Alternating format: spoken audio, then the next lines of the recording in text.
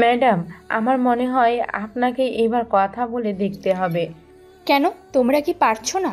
Ma'am, আপনারা ওনাকে অনেক রিকোয়েস্ট করেছি, কিন্তু উনি কোনোভাবেই আমাদের অর্ডার নিতে পারবে না।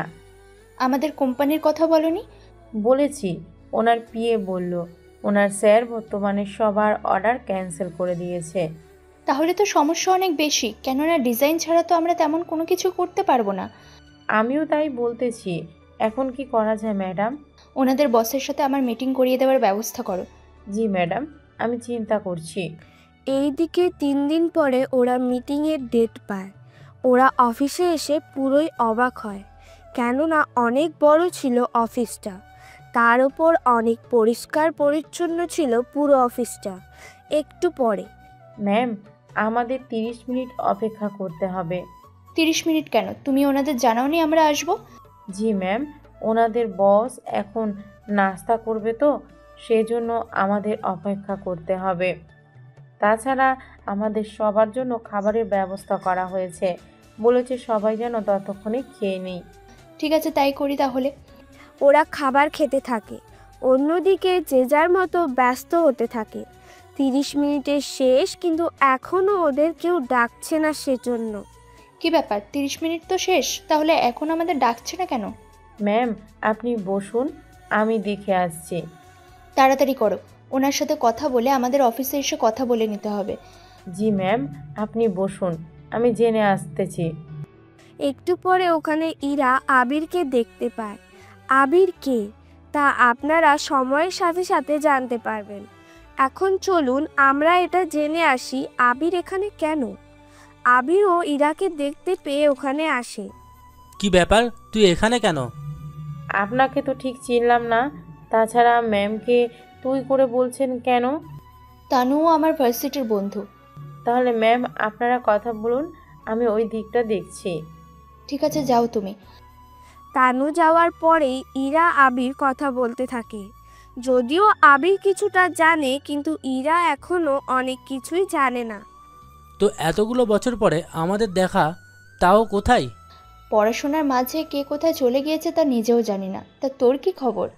আমি বাবার কোম্পানি দেখাশোনা করতেছি। এখানে কেন? এখানকার যে বস, তার সাথে কথা বলার জন্য।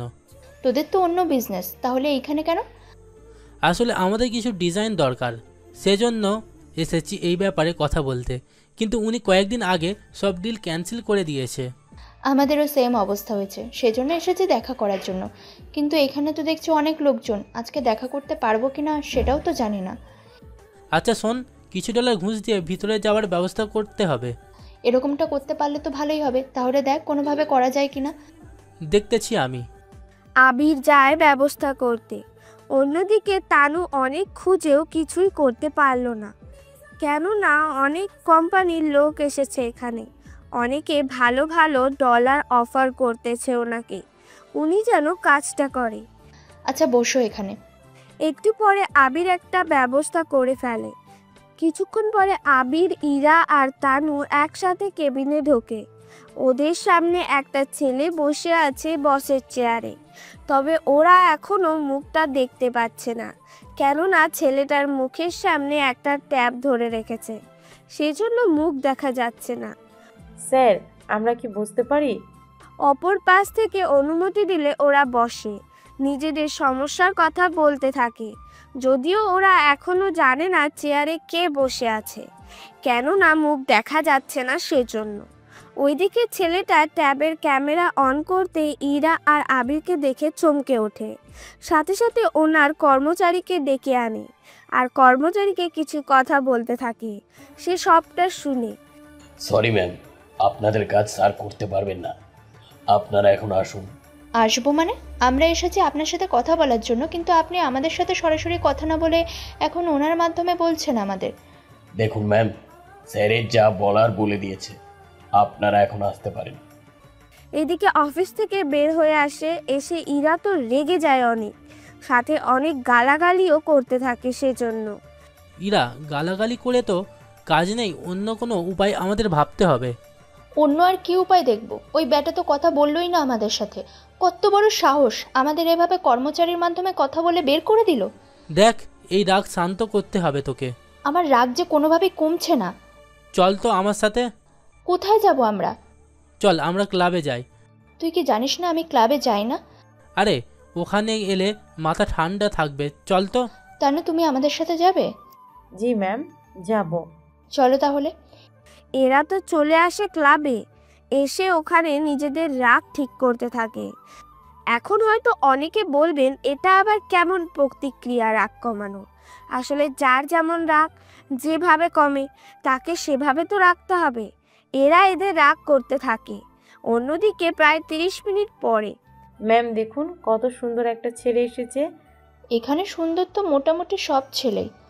আরে ম্যাম, আমি ওনাকে ওই অফিসে দেখেছিলাম, কোন অফিসে? যে অফিসে আমরা গিয়েছিলাম আজকে। তা ডেকে আনতো ওনাকে। জি ম্যাম, যাচ্ছি।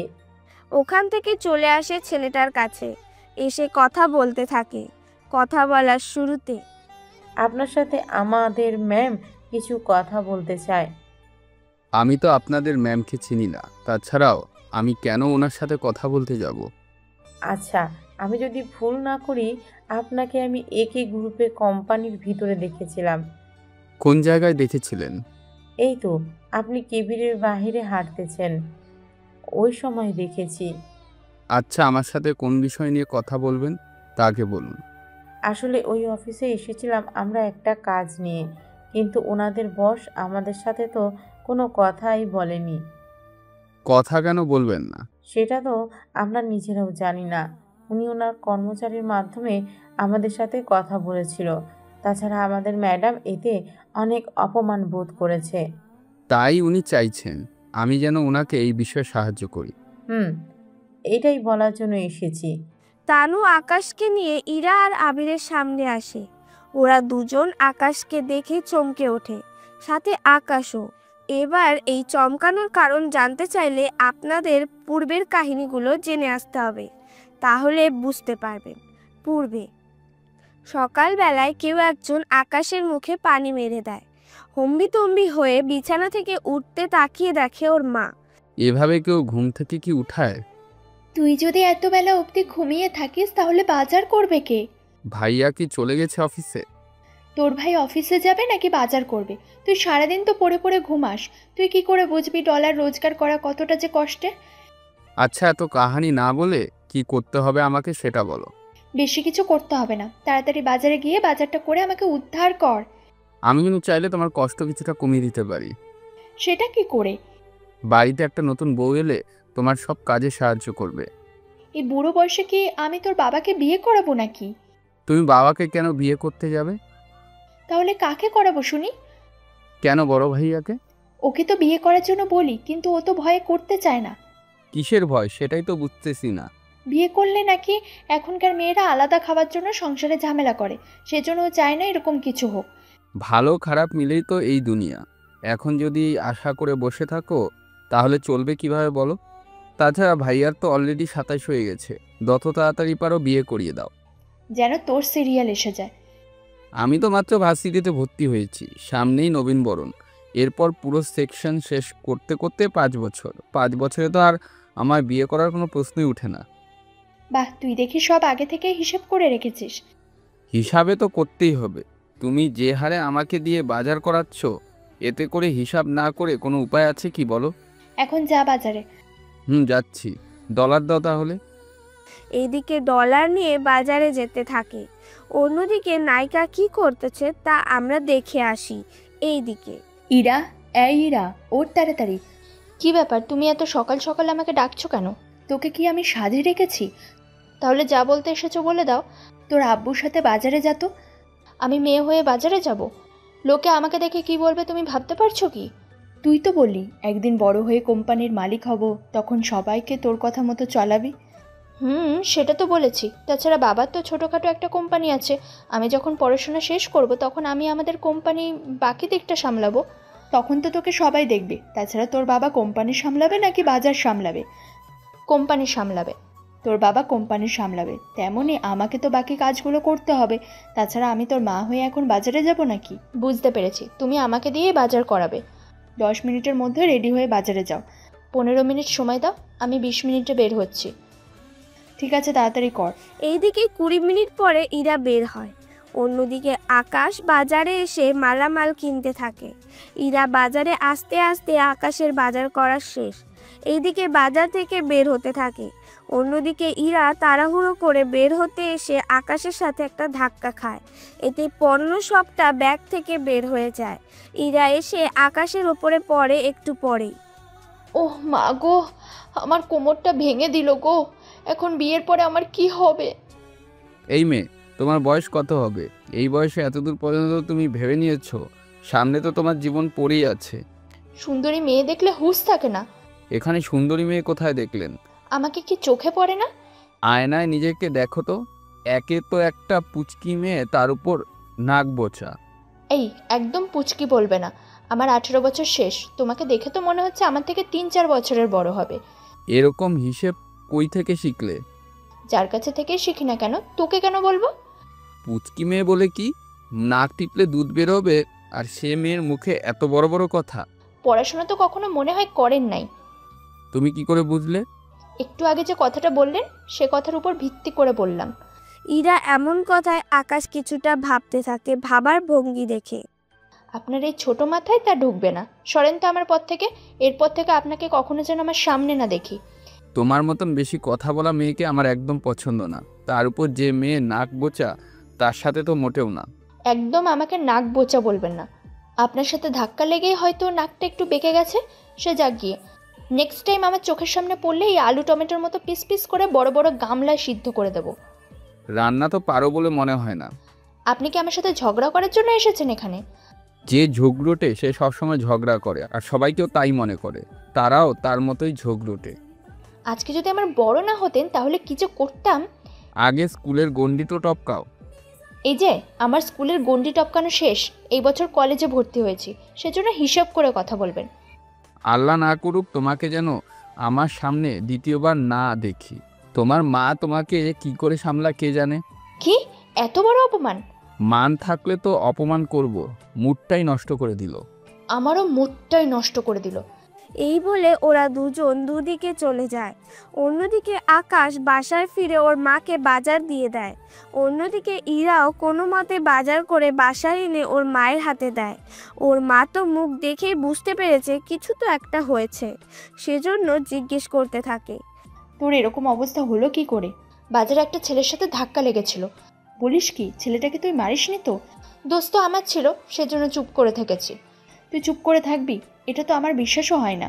কেন বিশ্বাস হয় না শুনি? তুই তো আমার মেয়ে, সেজন্য আমি সবটা বুঝি। তুমি সত্যি আমার আম্মু তো, নাকি আমাকে কুড়িয়ে এনেছো? কুড়িয়ে আনবো কেন? তাহলে তুমি আমার পক্ষ না নিয়ে একটা ছেলের পক্ষ নিতে পারলে? আচ্ছা এখন এটা বল, তোর কলেজের প্রথম দিন কবে? আগে সিনিয়রদের নবীনবরণ হবে, তারপর আমাদের। আচ্ছা ঠিক আছে। এদিকে কয়েকটা দিন পরে আকাশের নবীনবরণ অনুষ্ঠান হয়। এরপর ওই দিন কোনো ক্লাস হয়নি, সবাই শুধু তাদের রুমটা দেখে গেছে। তার ঠিক 3 দিন পরেই ইরা আসে ওর নবীনবরণে। তবে ওর সাথে ওর বান্ধবী তো ছিল, সেজন্য ওরা অনেক হই হুল্লোড় করতে থাকে। 5 দিন পরে আকাশ ভার্সিটিতে আসে। আসার পরে কিছু ছেলে মেয়ের সাথে ওর বন্ধুত্ব তৈরি হয়। তবে ওরা সবাই অনেক বড়লোক ঘরের সন্তান ছিল। ওইদিকে ভার্সিটি শেষ করে বাসায় ফিরে তখন রাশেদকে দেখতে পায়ে বসে আছে। ভাইয়া, তুমি এই অসময়ে বাসায়? আমার মাথাটা অনেক ব্যথা করছে, সেজন্য ছুটি নিয়ে চলে এসেছি। আচ্ছা, তোকে একটা কথা বলি, রাগ করবি না তো? রাগ কেন করব? তুই আমার মাথাটা একটু টিপে দে। আমি বলছিলাম কি, তুই একটা বিয়ে কর। মাথা ব্যথা আর মাথা টেপার সাথে বিয়ের সম্পর্ক কি? সম্পর্ক তো আছেই। কিরকম সম্পর্ক? এই যে, তাহলে ভাবি তোমার মাথাটা টিপে দিবে, এতে তোমারও আরাম লাগবে। এত ঘুরিয়ে পেঁচিয়ে কথা বলার কি আছে, সোজাসুজি বল। বলছিলাম কি, তুমি একটা বিয়ে করে নাও। দেখো, তুমি যদি বিয়ে করো তাহলে মাকে ভাবি সাহায্য করতে পারবে। এতে তুমিও সকালে ভালোভাবে খেয়ে বের হতে পারবে। তাছাড়া তুমি আর বাবা তো সারাক্ষণ বাহিরেই থাকো। আমিও ভার্সিটিতে গেলে আস্তে আস্তে প্রায় বিকেল হয়ে যায়। মা সারাক্ষণ বাসায় একা একাই থাকতে হয়। কিন্তু তুই তো জানিস এখনকার মেয়েরা কেমন হয়।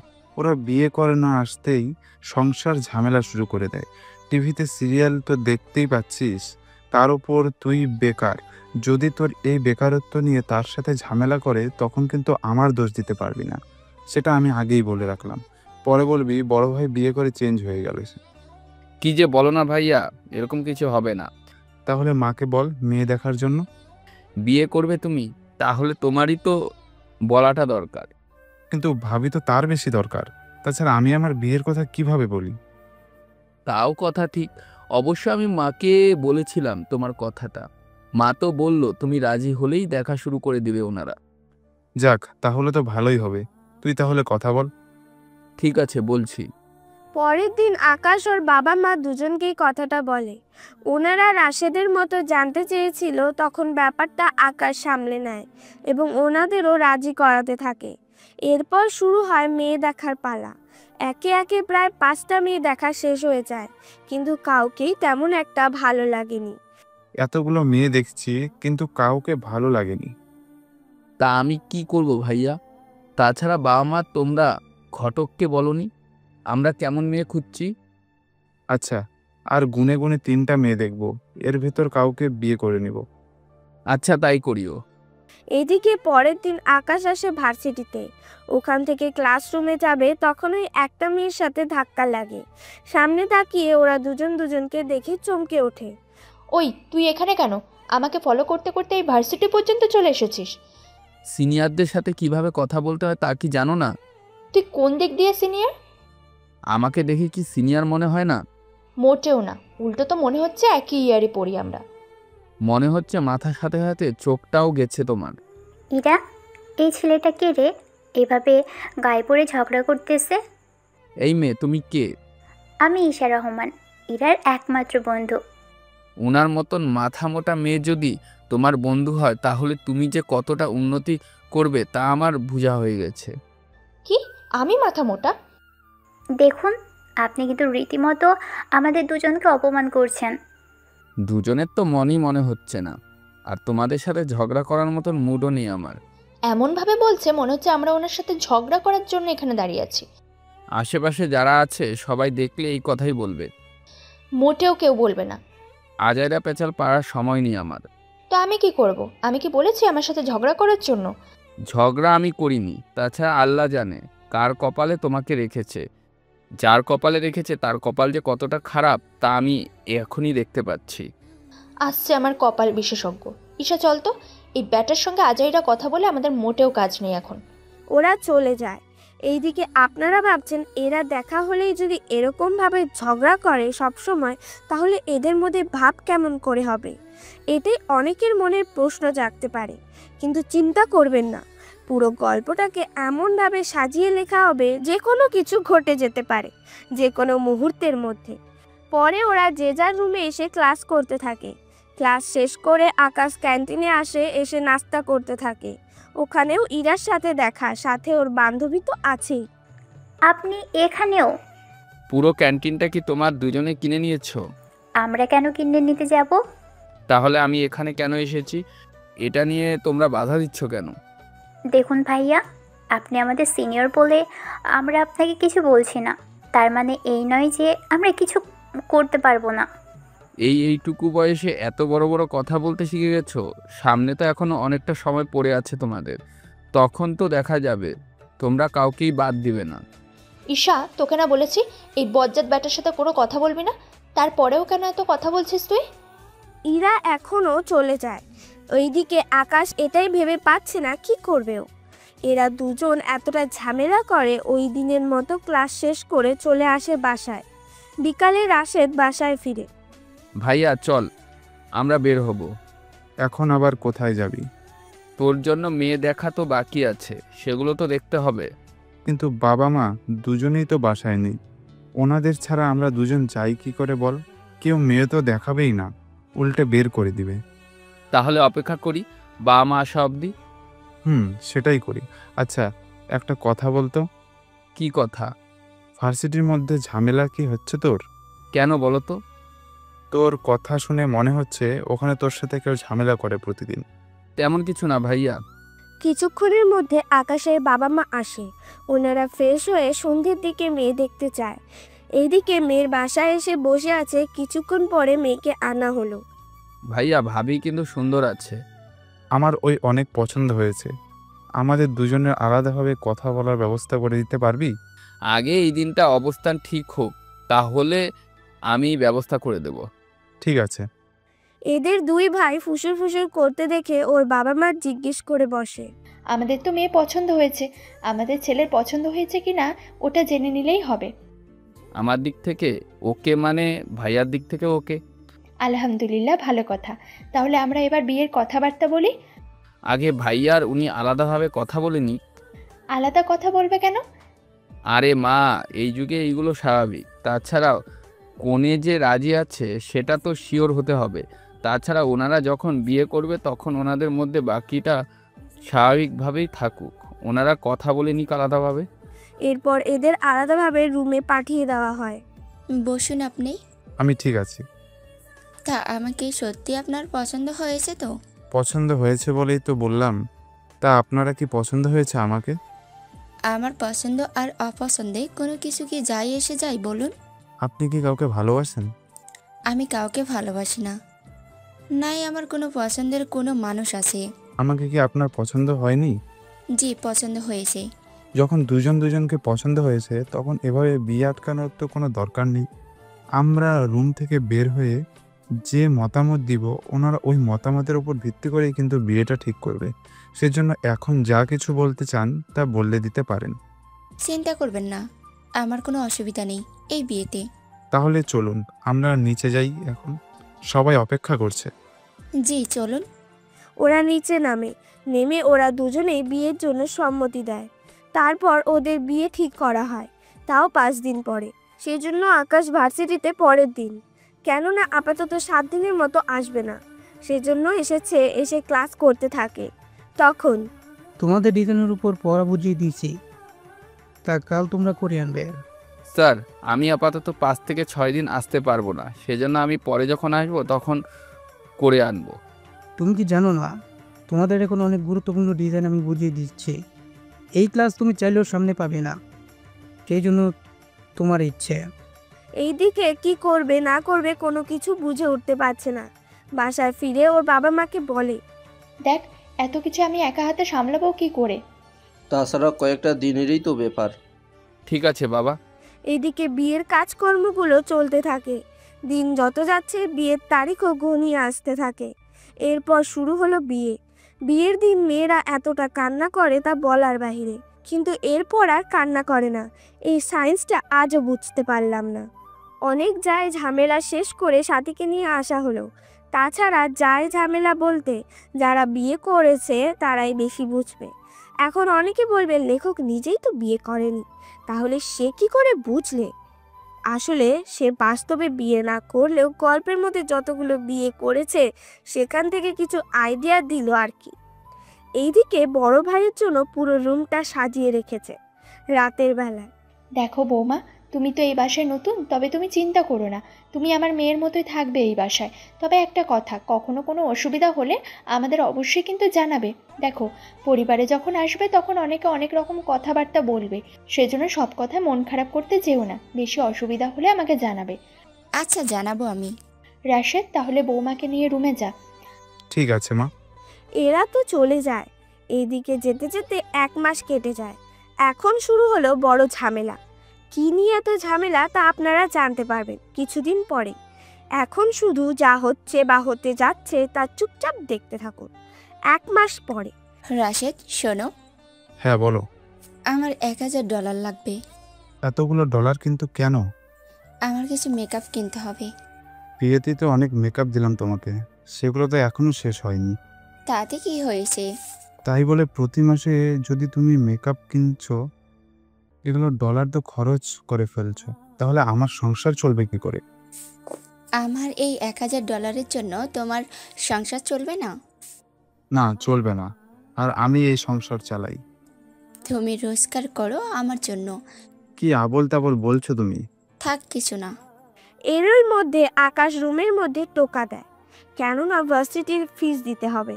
সেজন্য রাশেদের কাছে আসে। ভাইয়া, আমার ওই $500 লাগতো। তোর তো সেমিস্টারে ফিস দিতে হবে, এই নে ডলার। আচ্ছা ভাইয়া, আমি আসছি।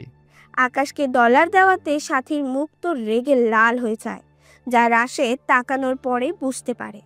তুমি এভাবে রেগে যাচ্ছ কেন? রেগে কেন আছি? তুমি কি বুঝতে পারছো না? তা আমি কি করে বুঝবো? তুমি তোমার ছোট ভাইকে ডলার দিলে, কিন্তু আমি ওর আগে চেয়েছি, তখন তো দিলে না।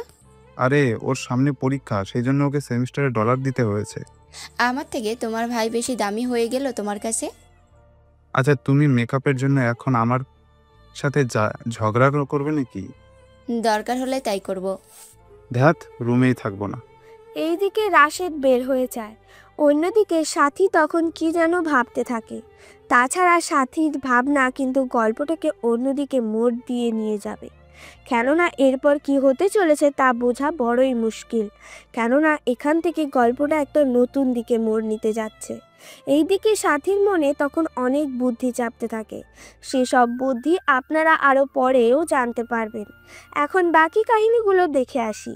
এইদিকে ভার্সিটিতে এসে ডলার জমা দেয়, তখন ওখানে ইরার সাথেও দেখা হয়। তুমি এখানে কি করে? ফিস জমা দেওয়ার জন্য এসেছি, কিন্তু কিভাবে কি করব বুঝে উঠতে পারছি না। অসুবিধা কোথায়? ফর্মটা পূরণ করতে পারছি না।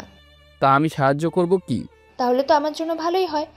আকাশ ফর্মটা পূরণ করে দেয়, কিভাবে ডলারগুলো জমা দিতে হবে সেটাও বলে দেয়।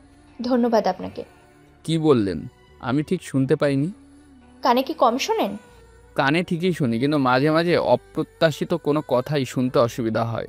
বললাম আমাকে সাহায্য করার জন্য ধন্যবাদ। আচ্ছা, আমরা কি বন্ধু হতে পারি? সিনিয়র জুনিয়র তো বন্ধু হতে পারে না কখনো। কেন কেন? আমি চাইলে তোমাকে তুই বলেও বলতে পারবো, কিন্তু তুমি চাইলেও সেটা পারবে না। তাছাড়াও আমার সাথে আড্ডা দেওয়ার মতন পরিস্থিতি তুমি তৈরি করতেও পারবে না। তাহলে কি চাও? আপাতত তুমি আমার সাথে ভালো ভালো কথা বলো, আমি দেখি পরবর্তীতে একটা কি নাম দেওয়া যায়, মানে সম্পর্কটা কোন পর্যন্ত নেওয়া যায় সেটাই দেখবো। ঠিক আছে, আপনার মোবাইল নাম্বার দিন। কলে, এফবিতে, ইমোতে, হোয়াটসঅ্যাপ সবটা অ্যাড হয়ে নেব।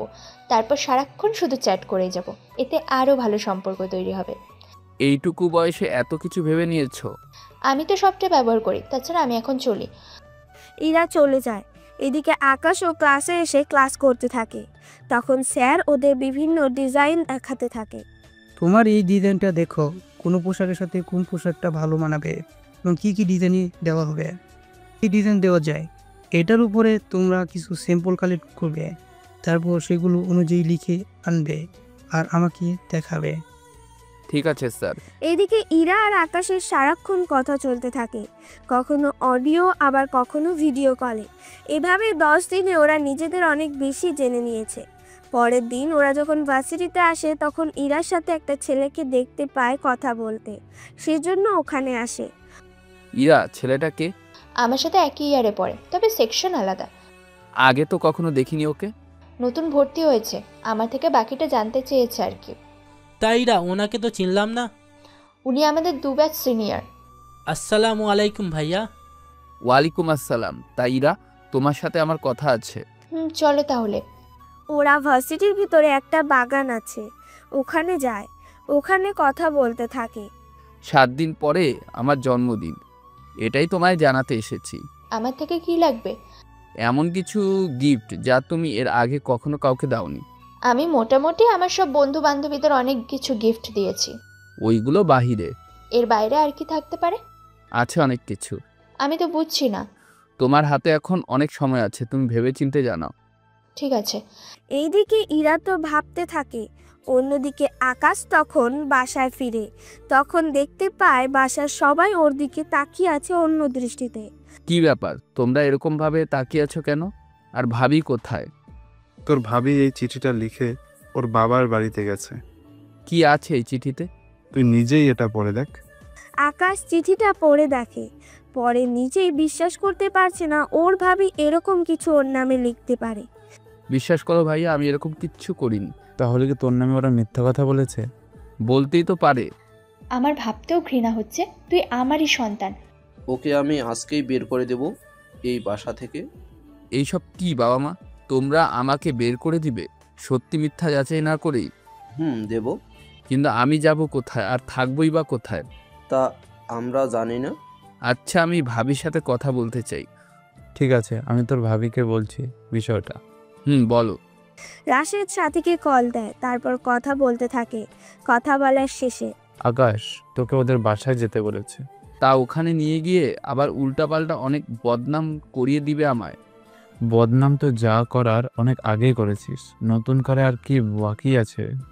আচ্ছা আমি পার্কে দেখা করব, ভাবিকে বলো ওখানে আসতে। ঠিক আছে, বলে দেখি। রাশেদ কথা বলে সবটা ঠিক করে রাখে। পরের দিন সাথী আর আকাশ দেখা করে পার্কে। আচ্ছা ভাবি, আমি কি এমন ক্ষতি করেছি আপনার যে আমার থেকে পরিবার কেড়ে নিচ্ছেন? তুমি কি বুঝতে পারছো না কেন আমি এরকম করতেছি? বুঝার জন্যই তো এখানে আসা আমার। দেখো, তোমাদের বাড়িতে বউ হয়ে যাওয়ার পর থেকে আমার ঠিকমতো খরচও তোমার ভাই দিচ্ছে না, সবাই তোমাকেই দিচ্ছে। সেজন্য আমি ইচ্ছে করে ওইসব কথা লিখেছি। আপনি কি জানেন পরিবারের সবাই এখন আমাকে কতটা খারাপ চোখে দেখতেছে? আরে ওটাই তো, আমি চেয়েছি সবাই তোমাকে খারাপ চোখে দেখুক। এতে আপনার লাভ কি? ও মা, লাভ ছাড়া কি আমি এগুলো করছি নাকি? আচ্ছা কীরকম লাভ একটু শুনি আমি। প্রথম তো তোমাকে বাসা থেকে বের করে দিলে রাশিদ হবে এরপর ওই বাড়ির মালিক। তাছাড়া আমি একটা হিসেব করে দেখেছি, তোমার খাওয়া আর খরচ ছিল মাসে প্রায় $700 খরচ হয়। যদি তুমি না থাকো তাহলে তো এই খরচটা বেঁচে যাবে। ওই খরচটা আমি আমার কাছে ব্যবহার করতে পারবো। তোমার ভাই আমাকে ডলার না দিয়ে তোমাকে দিল, তখন আমার এত রাগ উঠেছিল যা বলার বাইরে। তার মানে আমার পিছনের খরচগুলো আপনার জন্য যেন করতে পারে সেজন্য এই নাটক করলেন। আমি দরকার হলে সব ডলার আপনার হাতেই তুলে দিব, তা আমাকে আমার পরিবার থেকে আলাদা করবেন না। করতে পারি একটা শর্তে। কি সত্য? তোকে তোদের ওই বাড়িতে চাকরের মতো থাকতে হবে। এটা কি বলছেন? আমি তো ভেবেছিলাম আমি সব ডলার দিয়ে দিলে আপনি সবাইকে সত্যি বলে দেবেন। আমি যদি সত্যিটা বলে দেই তখন তো আমি সবার চোখে খারাপ হয়ে যাব। সেজন্য এখন তুই সবার চোখে খারাপ হয়ে থাকবি। ওই বাড়িতে একটা চাকর ছিল, ওই চাকরের জায়গায় তুই কাজ করবি। এই ধর বাজার করা, ও যে কাজগুলো করে সেগুলো করতে পারিস। তুই তো এই বাড়ির ছেলে, সেজন্য তোর রুমেই থাকতে পারিস। তোকে থাকা খাওয়ার বাইরে $1 দেব না। তাছাড়া আমি এমন কিছু বলেছি তোর নামে, তোকে আর কেউ ভালোবাসার তো দূরের কথা, তোকে কেউ ছেলে বলেও পরিচয় দেবে না। তুই যদি তোর পরিবারের সুখে দেখার ইচ্ছে থাকে তাহলে আমার কথা চলতে হবে। যদি আমি তা না করি? প্রথমে তোমার ভাইকে তোমার বাবা মা থেকে আলাদা করব আমি। যদি তোমার ভাই আমার কথা না শুনি তাহলে আমি তোমার ভাইয়ের নামেই থানায় মামলা দিব, সাথে তোমার বাবা মা। এক কথায় তোর পুরো পরিবার জেলে থাকবে, বুঝলি? প্লিজ এমনটা করবেন না, আমি আপনার সব শর্তে রাজি আছি। এই তো ভালো ছেলে, তাহলে আমি কালকে ফিরে আসতেছি। তবে একটা কথা, এই গোপন তথ্য যদি কাউকে বলেছিস তাহলে তোর পুরো পরিবারকে আমি জেলে ঢোকানোর ব্যবস্থা করব। তুই এখন যা, আমি কালকে আসতেছি, তখন না হয় সবটা বলবো বাকিদের। ঠিক আছে। পরের দিন সাথী চলে আসে। সাথীকে দেখে পরিবারের বাকিরা অনেক খুশি হয়। বৌমা তুমি এসেছো, আমরা জানতাম তোমার কোথাও ভুল হচ্ছে, সেজন্য তুমি চলে এসেছো। আমি কিন্তু এখানে এমনি এমনি আসিনি। তাহলে কি জন্য এসেছো? আমি চাই আপনারা আকাশকে এই বাসায় কাজের ছেলের মতো রাখবেন। কি বলছো? আমরা আকাশকে এই বাসা থেকে বের করে দেবার কথা ভেবেছি। বের করে দিতে হবে না, আপনার ওকে দিয়ে এই বাসার সব কাজ করাবেন, এবং কি ওকে আজ থেকে কোনো প্রকার ডলার কেউ দিতে পারবেন না। এক কথায় ওর পড়াশোনা বন্ধ। ও যদি নিজের ডলারে পড়াশোনা করতে পারে তাহলে ও পড়াশোনা করুক, কিন্তু আপনারা কেউ ওকে কোনো সাহায্য করতে পারবেন না। ওকে তো ছেলে বলতে আমার লজ্জা লাগছে, সেখানে ওকে এগুলো দেওয়ার তো কোনো প্রশ্নই ওঠে না। তাহলে আজ থেকে ওর এই বাসায় কাজের ছেলের মতো থাকবে। ও নিজের রুমেই ঘুমাতে পারে, এতে আমার কোনো আপত্তি নেই। শুধু আমার আশেপাশে যেন ও ভুলেও না আসে। ভাবি চিন্তা করো না, আমি তোমার আশেপাশেও আসবো না। তাহলে মা, আমি রুমে গেলাম, ওকে এখন বাজারে পাঠিয়ে দিয়ে বাজার করে আনান। মা ডলার দাও আমাকে, আমি বাজার করে আনছি। খবরদার ওই মুখে আমাকে কোনো মা বলে ডাকবি না। ঠিক আছে, আমি তোমাদের নিজের বাবা মা ভাই ভাবি বলে আর কোনো পরিচয় দিব না। সেটা ভালো হবে। তাহলে সাথী তুমি রুমে যাও। জি বাবা, যাচ্ছি। সাথী রুমে চলে যায়। এইদিকে আকাশ বাজারে এসে বাজার করে সেগুলো বাসায় নিয়ে আসে। আজকে এমন দিন দেখতে হচ্ছে ওকে। পরের দিন সকালে ভার্সিটিতে আসে, এসে ওর স্যারের সাথে কথা বলতে থাকে। স্যার সবটাই তো শুনলেন, এখন আমি কি করব বুঝতে পারছি না। তোমারই আপন ভাবি তোমার উপরে এত হিংসা, তার সাথে উনি তোমার এরকম অবস্থা করছে। আমি তোমার পরিবারের সাথে কথা বলবো কি? না স্যার, এখন কথা বলার প্রয়োজন নেই। আমি আপাতত রোজগারের ব্যবস্থা একটা করে দিতে পারলে আমার জন্য অনেক ভালো হয়। আমি কিছু কোম্পানির সাথে কথা বলে দেখি, তাহলে তুমি ওদের কিছু ডিজাইন তৈরি করে দিও, এতে তোমাকে ওনারা ডলার দেবে। তাহলে ব্যবস্থা করে দিন। ঠিক আছে, আমি 3 দিন পর তোমাকে জানাবো। ঠিক আছে স্যার, আমি অপেক্ষায় থাকলাম। এইদিকে আকাশ তো বাসায় আসে দুপুরের দিকে। এক কথায় বাসায় এখন ও সবার থেকে আলাদা। এক কথায় কেউ ওকে কোনোভাবেই পাত্তা দিচ্ছে না। এইদিকে দুপুরে খাওয়ার জন্য টেবিলে এসে বসতে যাবে। তুমি টেবিলে বসছো কেন? তাহলে কোথায় বসবো? কাজের লোকেরা যেভাবে বসে খায় সেখানে খাবে। দেখো ভাবি, এটা কিন্তু বেশি বাড়াবাড়ি করে ফেলছো। তুই কি চাস আমি আমার আসল রূপ সবাইকে দেখাতে শুরু করি? না থাক। সত্যি তুই কতটা অপদার্থ, যাদের সুখের জন্য তুই এতটা ত্যাগ স্বীকার করতেছিস, অথচ তারা আমার কথাগুলো সত্যি নাকি মিথ্যে তা জানার চেষ্টাও করলো না। কি করব, ওরা তো আমার পরিবার, পরিবারের ক্ষতি হোক তা আমি চাইবো কি করে? তাছাড়া একজনের জন্য যদি বাকিরা সুখী থাকতে পারে তাহলে এখানে ক্ষতির কি আছে? বাহ, এত ভাবিস তোর পরিবারের জন্য, অথচ দেখ তারা তোর জন্য এতটুকুও ভাবে না। ওটা তো আমার জন্য ব্যাড লাক। এই বলে নিচে বসে খাওয়া শুরু করে। রাতে ডিজাইন বানাতে থাকে। এইদিকে ইরার সাথেও কথা বলতে থাকে। পরের দিন সকালে আকাশ, আমার সাথে বাজারে আয় তো। তুমি কেন বাজারে যাবে? বাজারে যাওয়ার দায়িত্ব তো ওর।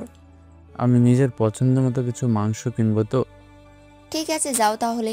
এইদিকে রাশেদ বাজারের পাশে একটা রেস্টুরেন্টে আসে। এসে দুজনেই বসে পড়ে। সত্যিটা কি তুই আমাকে বলবি? কি সত্যিটা? তুই তো আমার ছোট ভাই। বাবা মা শাদির কথা বিশ্বাস করলেও আমি বিশ্বাস করিনি। সেজন্য আমি সত্যিটা তোর কাছ থেকে জানতে চাই। ভাবি যা বলছে তা কিন্তু সত্যি ভাইয়া। আমি কিন্তু ড্রয়িং রুমে হওয়ায় তোর আর সাথীর সব কথা শুনেছি।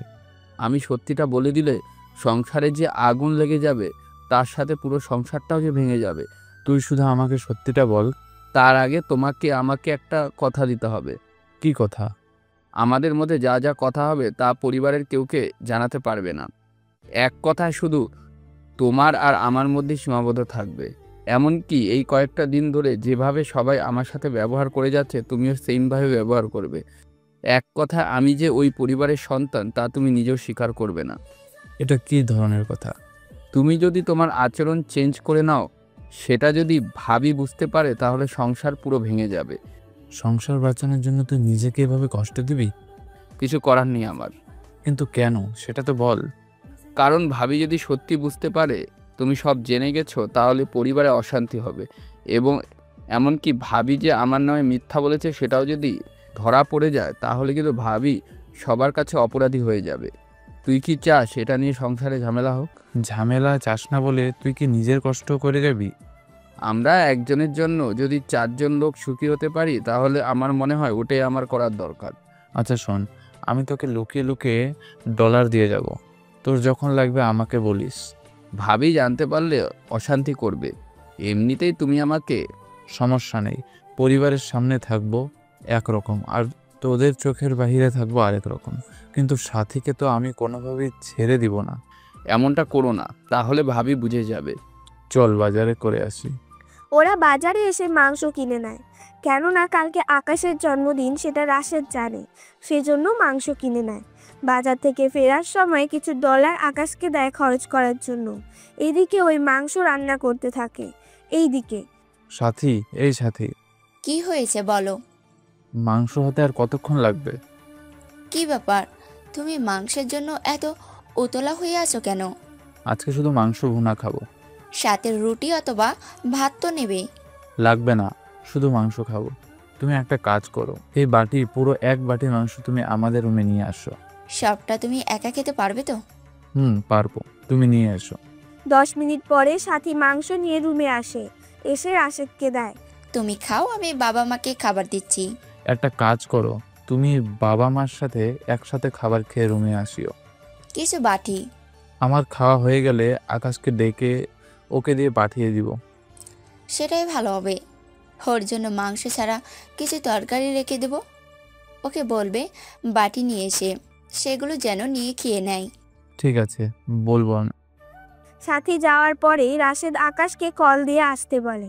এদিকে দুই ভাই মিলে পুরো এক বাটি মাংস খেয়ে নেয়। সাথে কথা তো চলতেই থাকে।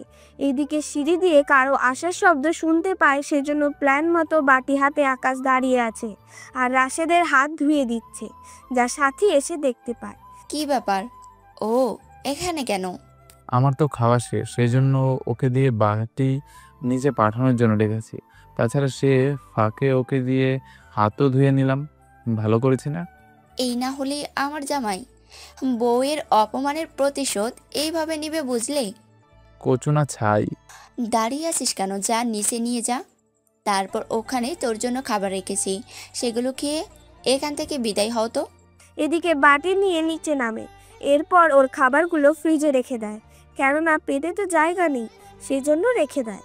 এই খাবার খেয়ে সকালে বের হয়ে যেতে পারবে। রাতে ইরা আকাশকে উইশ করে। তা আমার গিফট? কালকেই পেয়ে যাবে, সেজন্য দুপুরে রেস্টুরেন্টে দেখা করো, তারপর পার্কে যাব আমরা। ঠিক আছে, আমি চলে আসবো। এইদিকে দুপুরে ওরা রেস্টুরেন্টের একটা কেবিন নিয়ে নেয়। এইদিকে খাবার অর্ডার করে দেয়। Happy birthday Akash. Thank you. আজকে আমার তরফ থেকে তোমাকে ট্রিট দেব, সাথে গিফটও। দাও তাহলে। চোখ বন্ধ করো। বন্ধ করলে দেখবো কি করে? এই গিফট দেখা একদম নিষেধ। কি গিফট রে বাবা? আমাকে দিবে অথচ আমি দেখতে পারবো না? আছে, সেটা অনেক স্পেশাল। এখন তোমার চোখ বেঁধে তারপর দেব। ঠিক আছে, তবে বেশিক্ষণ কিন্তু চোখ বেঁধে রাখা যাবে না। মাত্র 1 মিনিট। আচ্ছা দাও বেঁধে তাহলে। চোখ বেঁধে দিয়ে ইরা গিফট দিতে থাকে। গিফট পেয়ে আকাশ তো অনেক খুশি। এবার কি গিফট দিল তা শুধু ইরাই জানে, তবে আকাশ শুধু অনুভব করেছে। সেজন্য ও নিজেও জানে আকাশ কি পেয়েছে গিফট হিসেবে। 10 মিনিট পরে। বাঁধন কি খুলে দেব? দাও। বাঁধন খুলে দিলে গিফট কিন্তু পাবে না। তাহলে চোখ বাঁধাই থাকুক। এরপর 20 মিনিট পরে আকাশের চোখের বাঁধন খুলে দেয়। লজ্জায় ইরা তো আকাশের দিকে তাকাতে পারছে না। তুমি এমন গিফট চেয়েছো আমার থেকে যা আমি কাউকে কখনো দিইনি, আর না দেখিয়েছি। আজকে তুমিই প্রথম যাকে আমি গিফট হিসেবে সেটাই দিয়েছি। তা এখন বলো, গিফট পছন্দ হয়েছে কি? অনেক পছন্দ হয়েছে, যা আমিও প্রথম কারো কাছ থেকে পেয়েছি। তুমি কিছু বলতে চাইলে বলো, আজকে আমি তোমাকে ফিরিয়ে দেব না। যদি আরও কিছু চাওয়ার থাকে আমি সেটাও তোমাকে দেব। আই লাভ ইউ এরা। আই লাভ ইউ টু আকাশ। এরপর আবারও দুজন দুজনকে জড়িয়ে ধরে, কেননা ওরা দুজনেই দুজনকে ভালোবেসে ফেলেছে। রেস্টুরেন্টে খাবার খেয়ে পার্কে ঘোরাঘুরি করে ওরা নিজেদের বাসায় চলে যায়। বাসায় ফিরে দুজনেই অনেক খুশি হয়। আকাশ, তুমি এখন থেকে আমাদের ভবিষ্যৎ নিয়ে চিন্তা করবে। আমাদের পড়াশোনা শেষ হয়ে যাক, এর ভেতরে ছোটোখাটো কাজ তো করতে পারবো। আমার বাবার একটা ছোট্ট কোম্পানি আছে, আমার ইচ্ছে সেটাকে বড় করে তোলা। সেজন্য তুমি আমাকে মোটামুটি 5 বছরের জন্য কোনো বিয়ের প্রেশার দিতে পারবে না।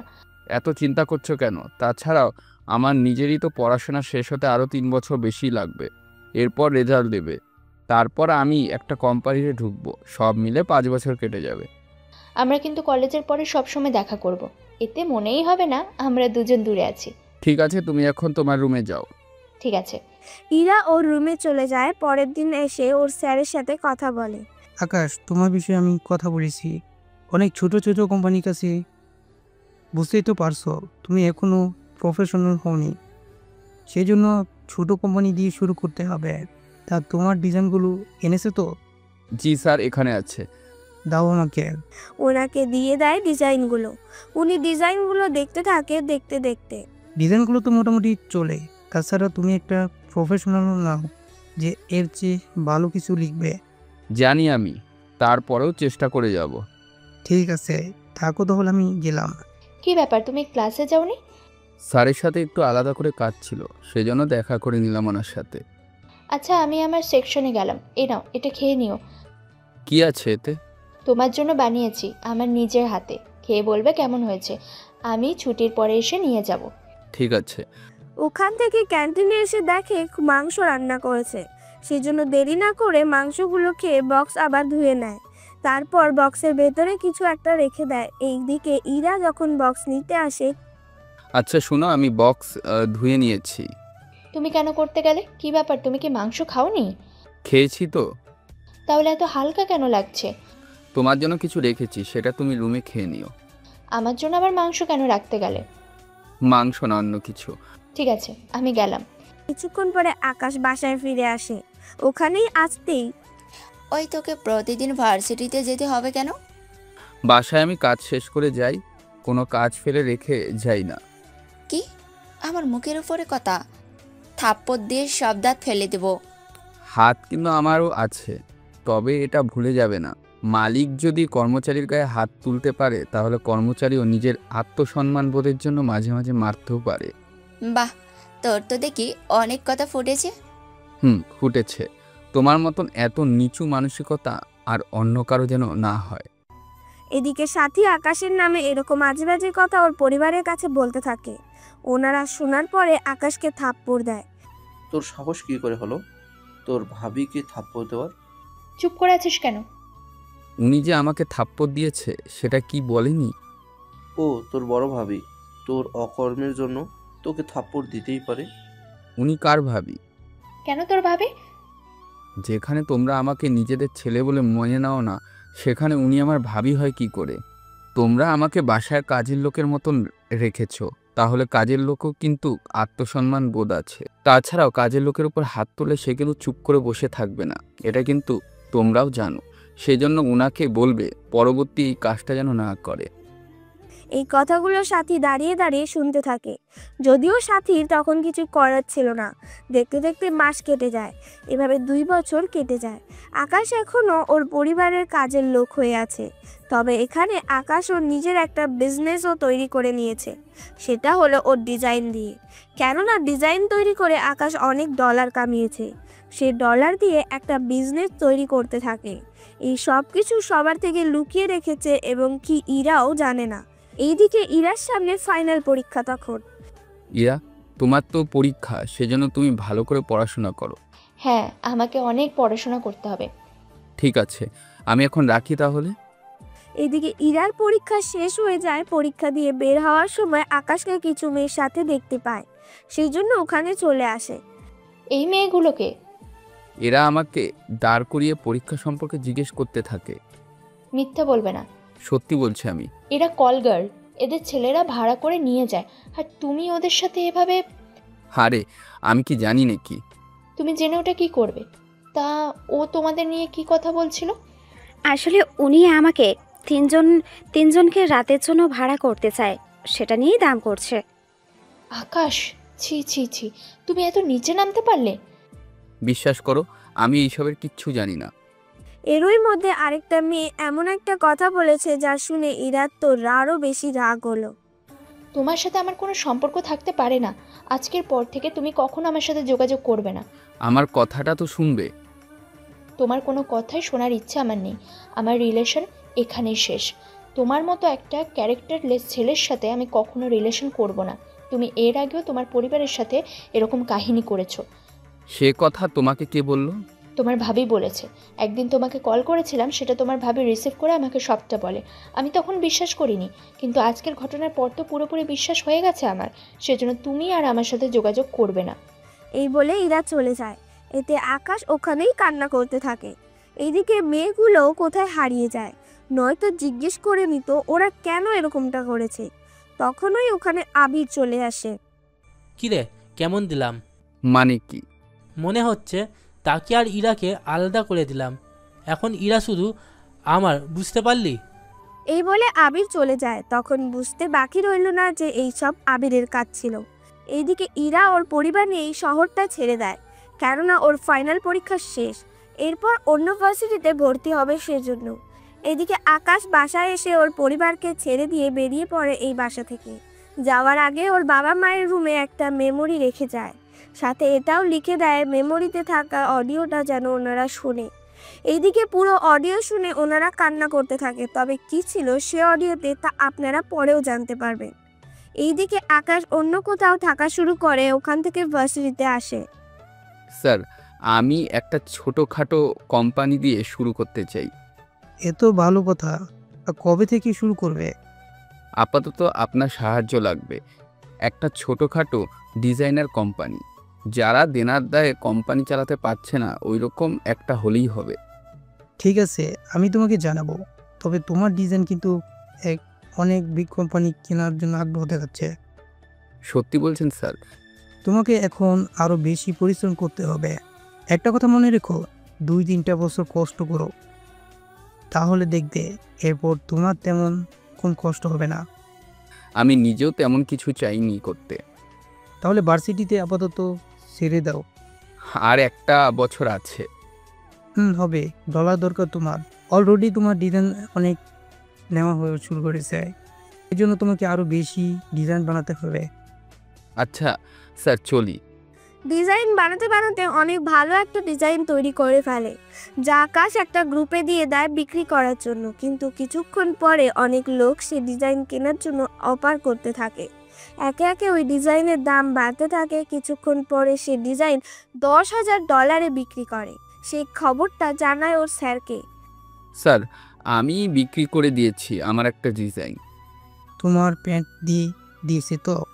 হ্যাঁ স্যার, দিয়েছি, একদম ছোট করে, যা সহজে সবার চোখেই পড়বে না। ভালো করেছো তুমি। তাহলে তোমার ভবিষ্যৎ এখন করতে থাকো। ঠিক আছে স্যার, কি বলে যে আপনাকে ধন্যবাদ দিব, যে ভাষা আমার নেই। আচ্ছা স্যার, চলি আমি। তোমার জন্য একটা ছোট্টখাটো কোম্পানি আমি কিনেছি, তুমি ওইটাতে কাজ শুরু করতে পারো। ঠিক আছে স্যার, তাই হবে। অন্যদিকে ইরা বসে আছে ওর কোম্পানিতে। এইদিকে আবির ইরাকে কল দেয়। কল কেন করেছিস?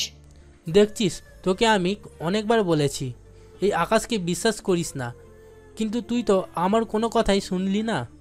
দেখ, ওইসব পুরনো কথা আমি মনে রাখতে চাই না। আমার তো মনে হয় তুই আকাশকেও এখনও ভুলতে পারিসনি। আমি ওকে ভুলে গেছি, আর তুইও আমার সাথে আর যোগাযোগ করবি না।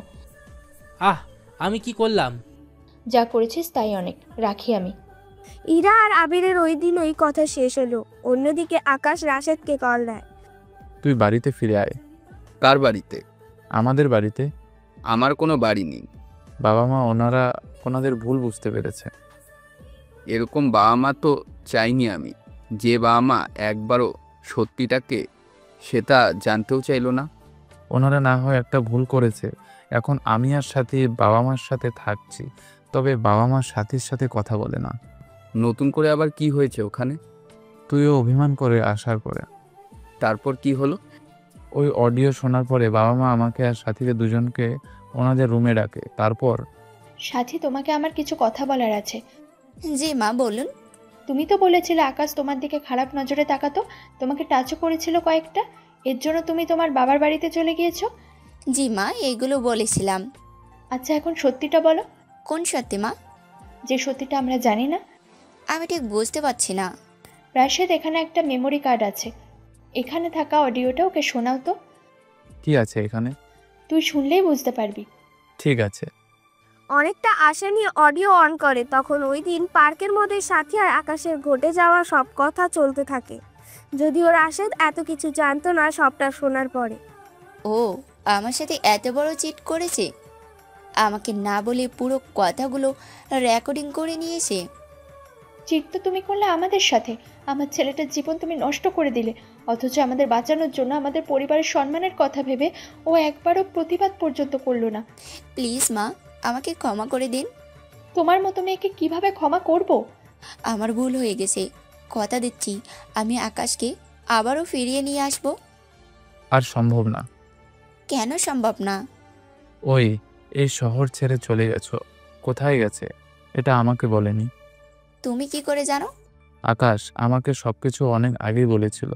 আমাকে বলেছে কাউকে যেন কোনো কিছু না বলি আমি, কেননা এটা যদি জানাজানি হয়ে যায় তাহলে আমাদের সম্মানের ক্ষতি হতে পারে। ও এত কিছু ভাবে আমাদের জন্য, অথচ আমি ওকে কত বড় অপবাদই না দিলাম। তুমি এতটাই লোভী ছিলে যে আমার ছোট ভাইকে কেড়ে নিলে। তা রাশেদ, তুই এত কিছু জানার পরেও তাহলে আকাশের সাথে এরকম খারাপ ব্যবহার কেন করেছিস? আমি ওর সাথে খারাপ ব্যবহার করি তোমাদের সামনে, যেন তোমরা কিছু বুঝতে না পারো, কিন্তু তোমাদের দেখার বাহিরে আমাদের ভাই ভাইয়ের সম্পর্ক ঠিক থাকে। আকাশের সাথে দেখা করা যাবে? তোমরা ওকে এত অপমান করছো, জানি না ও কখনো এই বাসায় ফিরবে কিনা। এই কথা বলাতে বাকিরা কান্না করতে থাকে। সবার কান্না করার কথা শুনেও আকাশের চোখে এক ফোঁটা পানিও আসলো না। সবটা বলা হলে সবটা তো শুনলি। এখন আর এইসব বলে কোনো কাজ নেই ভাইয়া। আমি আমার মতন থাকি, তোমরা তোমার মতন থাকো। তোকে একটা কথা বলার জন্য কল দিয়েছি। কি কথা? সাথী প্রেগনেন্ট, 2 দিন পরে ডেলিভারি। কোন হসপিটাল? রাশেদ হসপিটালের নাম আর কিছু ডিটেলস বলে দেয়। 2 দিন পরে আকাশ ঠিকই ওই হসপিটালে আসে বাচ্চাটাকে দেখার জন্য। কেননা দোষ তো করে বাচ্চার মা, বাচ্চা তো কোনো দোষ করেনি। এদিকে বাচ্চার জন্য একটা স্বর্ণের চেইন এনে বাচ্চার গলায় পরিয়ে দেয়। যদিও তখন সাথী ঘুমোচ্ছিল, রুমে তেমন কেউ ছিল না। চেইনের সাথে একটা কাগজও ছিল। কিছুক্ষণ পরে রাশেদ রুমে এসে বাচ্চার সাথে তা দেখতে পায়। চিঠি নিয়ে পড়তে থাকে এবং খুশি হয়। তবে রাশেদের সাথে দেখা করলো না। কিছুক্ষণ পরে পরিবারের বাকিরাও জানতে পারে বিষয়টা। দেখলে তো, আমার ছোট ভাই কিন্তু তার দায়িত্ব ঠিকই পালন করে গেছে। আমাদের সাথে দেখা করে কেন গেল না? আমি যে ওর কাছে মাপ না চাওয়া পর্যন্ত নিজেকে ক্ষমা করতে পারবো না। ওটা আমি জানি না, কেন করেনি দেখি। এইদিকে কাহিনী শেষ।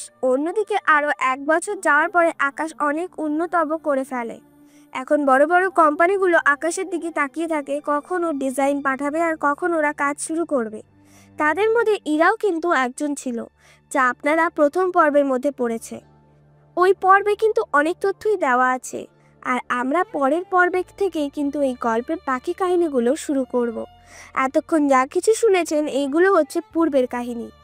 এরপর থেকে আপনারা বর্তমানের কাহিনীগুলো জানতে পারবেন। বর্তমানে তো দেখলেন ইরা, আকাশ, তানু আর আবিরের কথা। যদিও তানু এই গল্পের একদম নতুন, আগে কখনো তানুকে আপনারা দেখেননি। একদম নতুনভাবে দেখতে থাকুন। আরে এই ভিখারির বাচ্চা ছিল ওই অফিসে।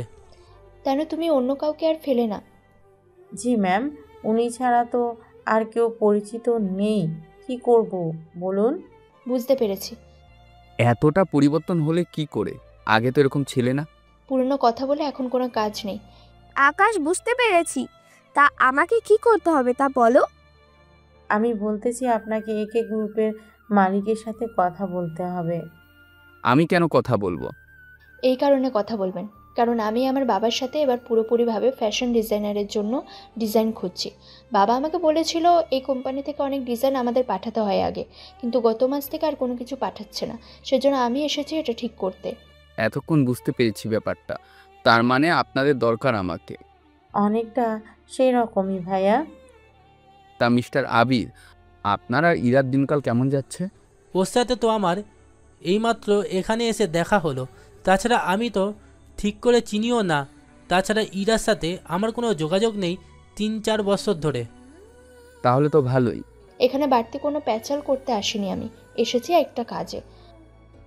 জানি তো, কিন্তু আমি শুধু শুধু কেন কাজটা করে দেব? বিনিময়ে আমি কি পাবো? কত ডলার লাগবে তোমার বলো, আমি দিচ্ছি।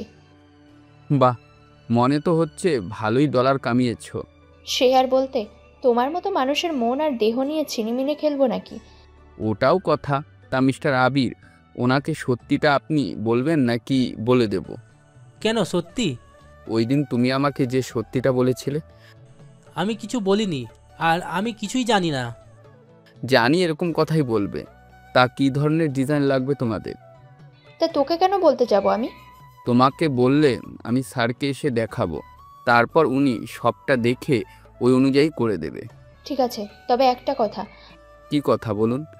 আমার এই ডিজাইন যেন অন্য কারো কাছে না যায়। ঠিক আছে, যাবেন না।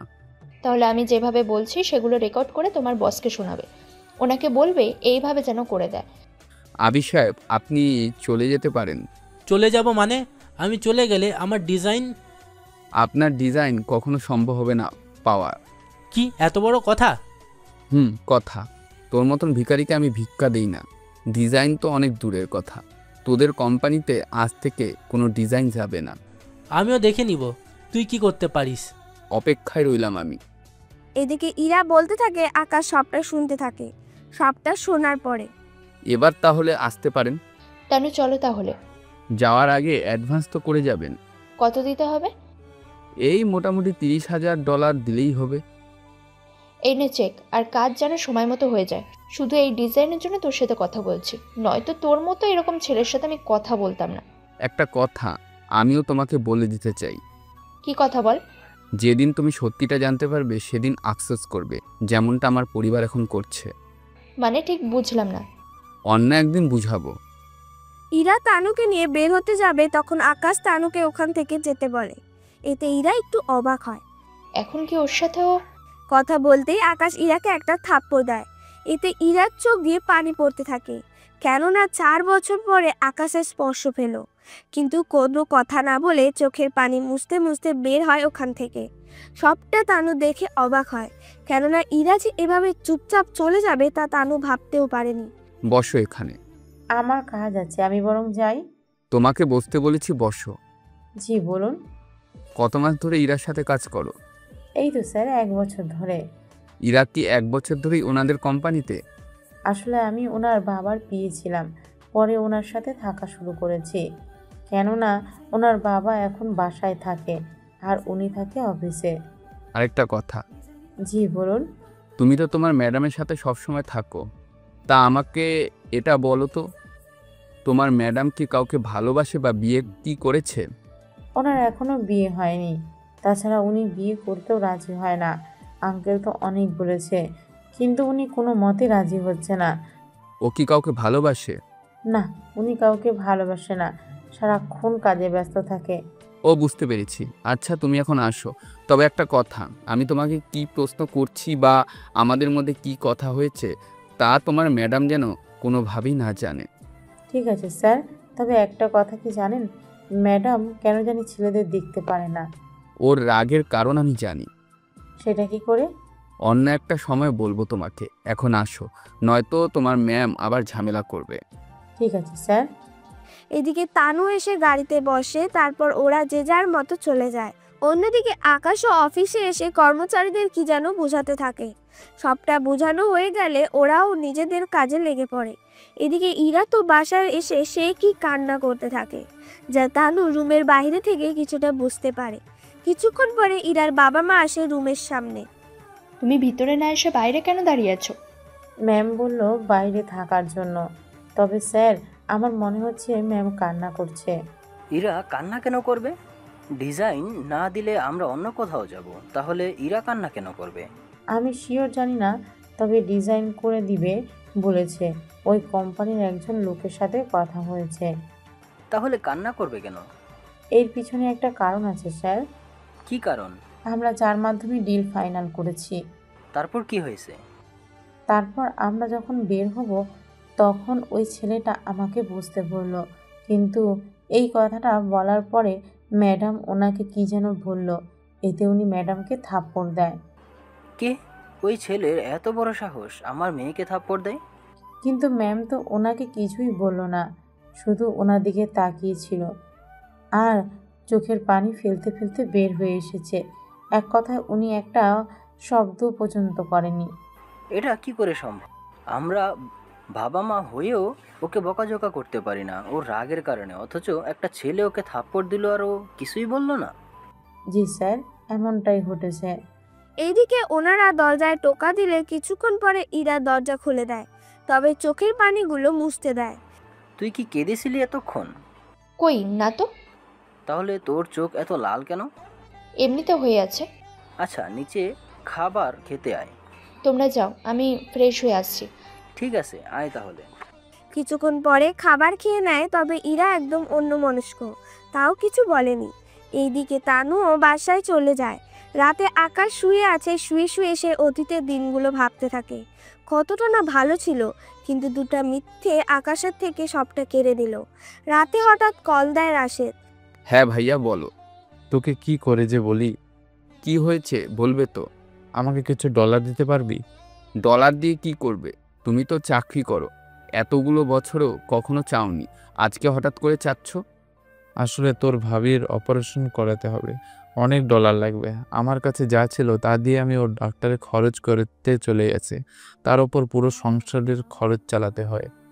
তোমাকে তো আমি কতবার বলেছি আমি তোমাকে প্রতি মাসে ডলার পাঠিয়ে দিই, তুমি সেইগুলো সংসারে দাও, কিন্তু তুমি তো কোনো কথাই আমার শুনলে না।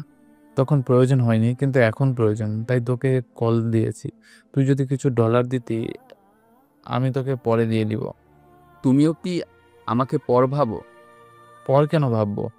তুমি আমার থেকে ডলার নিবে, সে ডলার আবার ফেরত দেওয়ার কথা কেন বলো? তোর ডলার এভাবে? তোমরা আমার পরিবার। আচ্ছা, তুমি তোমার অ্যাকাউন্ট নাম্বার দাও, আমি কাল সকালেই পাঠিয়ে দেবো ডলার। তা কত ডলার দিতে হবে? আপাতত $10,000 দিলেই হবে। আচ্ছা, আমি কাল পাঠিয়ে দিব। যদি আরও লাগে আমাকে জানিয়ে দিও। ঠিক আছে। আমি যে ডলারগুলো দিয়েছি সে কথা যেন কেউ না জানে। ঠিক আছে। পরের দিন সকালে ডলার অ্যাকাউন্টে পাঠিয়ে দেয়। এদিকে ইরা আকাশকে কল দেয়। আমি ইরা বলছি। জি বলুন। কাজ কত দূর এগোলো? এখনও তো একদিনও হলো না, মোটামুটি 1 মাস পরে জানতে পারবেন। ঠিক আছে, তবে একটু তাড়াতাড়ি করবেন। কাজটা তো আমি করব না, করবে স্যার। তো ওনাকে বলবে তাড়াতাড়ি করে যেন করে কাজটা। দেখুন, 1 মাস তো লাগবে, বুঝতেই তো পাচ্ছেন, অনেক ডিজাইন, সেজন্য এতটা সময় তো লাগবেই। ঠিক আছে, তবে একটা কথা বলো, এই পর্যন্ত কত মেয়ের জীবন তুমি নষ্ট করেছো বলো তো? পুরনো কথা তো দেখি এখনো মনে রেখেছো। এত তাড়াতাড়ি কি ভুলতে পারি আমি? তা বিয়ে কেন করনি? আমার মতন একটা খারাপ চরিত্রের ছেলের কি বিয়ে হবে? তা তুমি তো অনেক ভালো, তা তোমার কেন বিয়ে হলো না? আমি বিজনেস আগে বড় করব, তারপর বিয়ে, যা তোমাকে আগেও বলেছিলাম। জানি আমি। আচ্ছা রাখি তাহলে, কাজগুলো শেষ করে নিই তাহলে। এদিকে কাজ করতে থাকে, অন্যদিকে ইরা ওর বাবাকে সবটা জানায়। বাবা, আমাদের ডিজাইন তৈরি হতে 1-1.5 মাস সময় লাগবে। কি বলিস, এত লেট? আব্বু, আমি তো $30,000 অ্যাডভান্স করে এসেছি। তাই বলে এতগুলো ডলার দিতে হবে? কেননা আমি বাড়তি ডলার দিয়েছি যেন ওই কোম্পানি আমাদের কাজটা করতে রাজি হয়। তাছাড়া আমাদের কাজের ভিতরে ওনারা অন্য কোনো কাজ করবে না। তাহলে তো ঠিক আছে। এই অর্ডারটা যদি আমরা ঠিক মতন করে ফেলতে পারি তাহলে অনেক ডলার আমাদের লাভ হবে। হ্যাঁ আব্বু, এক কথা আমরা আরও বড় লোক হয়ে যাব। এই অর্ডার কাজ শেষ হলে আমি তোর বিয়ে দেব। আমার বয়স মাত্র 25 বছর, এত তাড়াতাড়ি বিয়ে করব? বিয়ে করে সংসার তো সামলানো দরকার। কিন্তু তুমি একা এত কিছু সামলাবে কি করে? বিয়ের পরে তুই সামলাবি সবটা তোর হাজব্যান্ডকে নিয়ে। কিন্তু আব্বু। কোনো কিন্তু না। ঠিক আছে, যা ভালো মনে করো। অন্যদিকে রাশেদের স্ত্রীকে হসপিটালে নেওয়া হয়। ওখানে সব ডলার আকাশ নিজেই খরচ করতে থাকে। এদিকে পরিবারের কেউই জানে না এই ডলার আসলো কিভাবে। এই দিকের অবস্থা তো ভালো। অপারেশন শেষ করে সাথীকে রুমে এনে রাখা হলো। কিছুক্ষণ পরে, রাশেদ, এতগুলো ডলার তুই পেলি কোথা থেকে? সত্যি কথা বলতে আকাশকে আকাশ দিয়েছে। কি, আকাশের সাথে তো যোগাযোগ হয়? হ্যাঁ, তবে ও আমাদের ঠিকানা বা কোনো কিছু বলেনি, শুধু খোঁজ খবর নেয়, এর বাহিরে কোনো কিছু বলে না। তুমি আকাশকে আসতে বলো, আমি ওর কাছে ক্ষমা চাইবো। জানি না ও কখন আসবে কিনা। এরপর কয়েকটা দিন যেতেই সাথীকে নিয়ে ওনারা বাসায় চলে আসে। অন্যদিকে যেতে যেতে 1 মাস হয়ে যায়। আকাশ ডিজাইনগুলো ইরার হাতে তুলে দেয়। এই নিন ডিজাইন। সব কিছু ঠিকভাবে আছে তো? সব ঠিকঠাক আছে, চাইলে দেখে নিতে পারেন। অফিসে এসে দেখে নেব। আর হ্যাঁ, এই ডিজাইন দিয়ে আমরা 4-5 মাস কাজ চালিয়ে নিতে পারবো। এর ভিতরে আমার সাথে যোগাযোগ করবে না। আমার তো কোনো ইচ্ছেও নেই যোগাযোগ করার। ও তাই নাকি? না থাকাই তো ভালো। চলে তাহলে। আমি তোর জন্য ছেলে দেখেছি। আমাকে না জানিয়ে? দেখ, ছেলেটা অনেক ভালো, তোরও পছন্দ হবে। আমি আর ছবি দেখতে চাই না, তুমি বিয়ের ব্যবস্থা করো। সত্যি? তোর কোনো আপত্তি নেই তো? তোমার যখন পছন্দ হয়েছে তখন আমার কোনো আপত্তি নেই। তাহলে আমি 5 দিন পরে তোদের বিয়ে দেব। এর ভেতরে তুই কেনাকাটা করে নেই। ঠিক আছে। এদিকে ইরা বিয়ে সবটা কিনে নেয়, তবে মনটা কিছুটা কষ্টও পায়। তাও জেদের কারণে কষ্টগুলো দূর করে রাখে। 5 দিন পরে ইরার বিয়ে হয়ে যায়। পাশের ঘরে বসে আছে ইরার নিজের ওই রুমে। এইদিকে বর চলে আসে রুমের মধ্যে। এরপরের কাহিনী কি হতে যাচ্ছে তা কেউ জানেন না। ইরার এরকমভাবে বিয়ে অনেকের মনে প্রশ্ন জাগতে পারে। তার সাথে ইরার হাজবেন্ডকে দেখার অনেক ইচ্ছে আছে। তবে এই সব রহস্য আমরা এই গল্পের সিজন 2 এর মধ্যে জানতে পারবেন। সিজন 2 এর মধ্যে এই গল্পের বাকি কাহিনীগুলো নিয়ে আলোচনা করা হবে। ততদিনে পাশে থাকবেন সবাই।